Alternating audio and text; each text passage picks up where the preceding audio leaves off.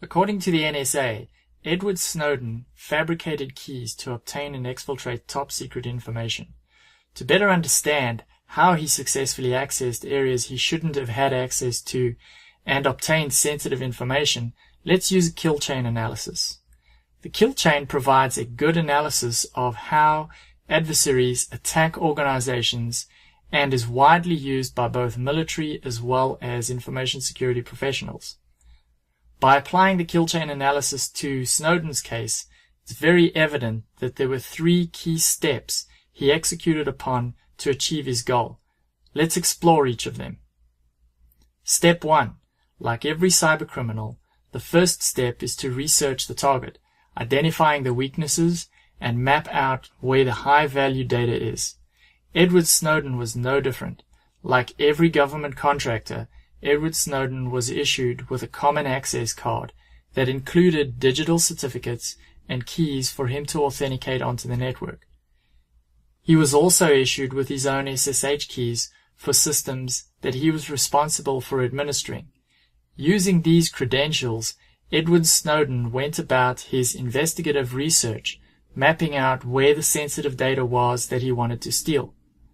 As part of the reconnaissance process, Snowden also gained illegitimate access to SSH keys, which he would later use. Let's move on to step 2. Snowden already had the network access he needed. As part of the intrusion step, Snowden needed to gain access to systems with the classified information and make sure he was covering his tracks. To do so, he used stolen SSH credentials that were more than likely obtained in step 1 to access the target system and implement a secure backdoor for himself by using self-signed keys and certificates that he created and installed on the target systems. In step 3, Snowden needed to exfiltrate the data to his own file share without being caught. To do this, like most cybercriminals, he transferred the data over encrypted channels. These were set up using self-signed certificates that he created himself. Like most organizations, the NSA trusted the encrypted sessions as safe and authorized.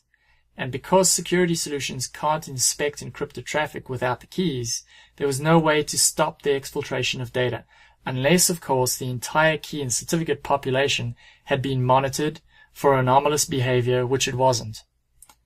Like Snowden, cybercriminals use keys and certificates every day to disguise their communication between things like remote access tools and command and control centers, as well as steal sensitive data without organizations and government entities ever detecting them. Only when keys and certificate behavior is closely monitored can such an attack be mitigated against.